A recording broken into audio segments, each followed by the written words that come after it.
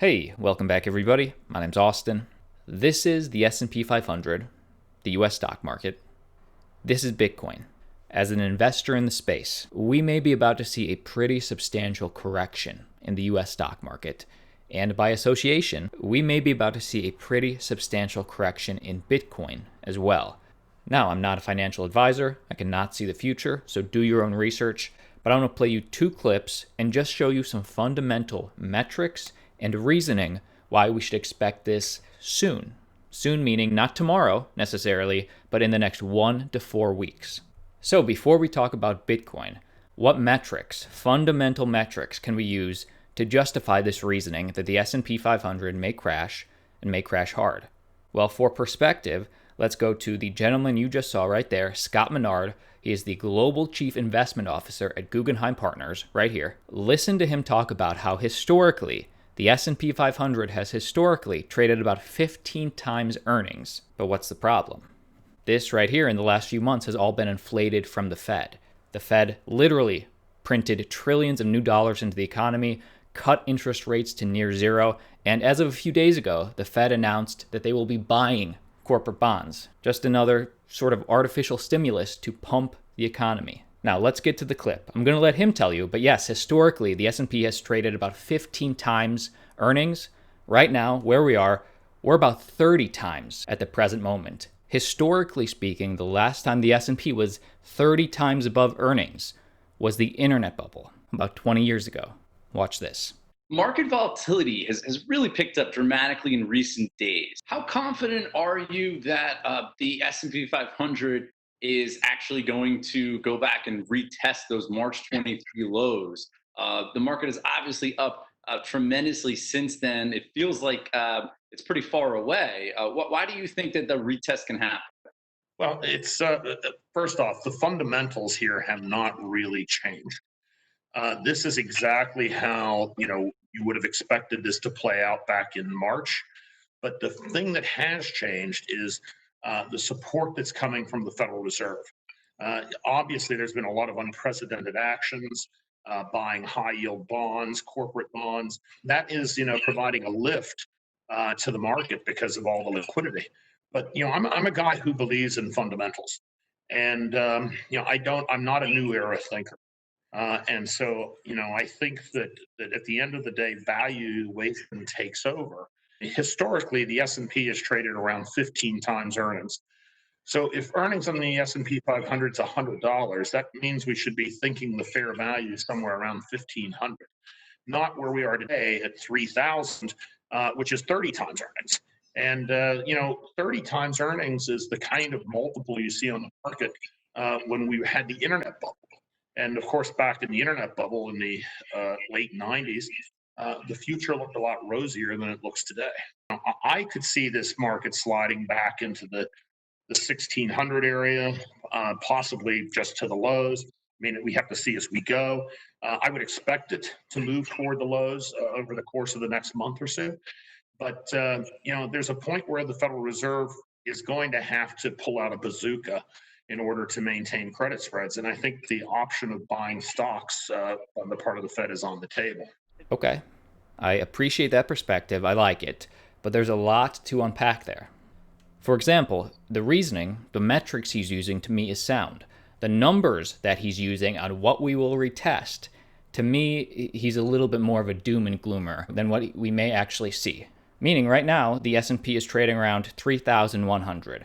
These March lows that he referenced were around 2,200. Now he's expecting we retest these March lows and we go below to around 1,600. Now to me, that's sort of a sky is falling scenario, just based on the magnitude of the correction that he expects. Let's not forget that we have the Fed artificially helping this market, but the reasoning on why we should expect a correction to me is sound. It would be very normal to have a 15-20% correction, retest 2,800, potentially retest 2,700 in the immediate short term. And although Scott Menard is speculating that the Fed will start buying back stocks, which isn't unprecedented globally, but right now that's sort of too early to tell, and that is sort of the sky is falling scenario. I will keep you updated. The minute we get new information, I will make a video. But if the US stock market crashes, What should we expect from Bitcoin? If you'll indulge me, I just want to play you 40 seconds of perspective from entrepreneur investor Anthony Pompliano. 40 seconds sharing that if the S&P 500 crashes, it brings everything down with it, but what will be the first to recover? And while the stock market is getting weaker fundamentally, Bitcoin is getting stronger fundamentally, and we're going to slowly see that decoupling. Watch this. Are we heading into a recession? Best guess, nobody knows for sure. And what's your sort of big picture take on if traditional markets trend down for the rest of the year? Or even a depression. What's your take on sort of Bitcoin? Yeah, I think Bitcoin, people have forgotten that Bitcoin was a non-correlated asset for 10 years, 11 years, right? And everyone is yelling and screaming that Bitcoin's non-correlated for right now. Yes, over a 10-week period, it's non-correlated, but if you go back to the 2008 financial crisis, gold went down 30% in the summer of 2008, right? So a safe haven asset dropped 30% over multiple months. Why is that important? Because during a liquidity crisis, people sell all of their risk assets, right? They sell the things that previously were thought to be non-correlated, whatever. Well, if you then expand out across the entire crisis in 2008, so from 2007 to 2011, gold was up like 3x almost. It hit a new all-time high and ended up coming out as one of the best performers out of that entire crisis. Well, look at Bitcoin. Bitcoin's following a very similar trend. It was down 50% in a single day. It was down in very big numbers over kind of the real bad part of the liquidity crisis. And it's moving with stocks. But ultimately, Bitcoin in most people's mind is denominated in dollars. So is the stock market. And so if you're going to pump asset prices, everything's going to go up. What ends up happening, though, is the difference is the fundamentals of Bitcoin are getting stronger. So you get price going up and to the right, fundamentals are going up and to the right. The economy, though, is doing something different. Stock prices are going up and to the right, but the economic data is actually going down and to the right. And so you're getting a separation between stock prices and the reality or the fundamentals. With Bitcoin, you're actually getting them moving in tandem. So it can appear to be correlated for, could be months. But ultimately, I think, 5 years from now, we'll look back and say, hey, there was a 3 or 6 month period where Bitcoin and other assets were correlated. But at some point, there is a separation, and you'll see kind of Bitcoin continue to follow the movement of the fundamentals, whereas you'll see either fundamentals drastically improve in this economy, or you're going to see stock market prices have to drop to kind of meet reality at some point. Okay. Like it, support it. Watch the full interview, link down below if you haven't already. Let me know what you think down below in the comments. I would love to hear your opinion. But first piece of cryptocurrency news. Cryptocurrency exchange Binance is officially launching a regulated UK exchange ahead of the deadline. So we have Binance US here in the US, fully compliant with the US. Now we're going to have Binance UK. The platform will be aimed at both retail and institutional investors and support up to 65 digital assets at launch.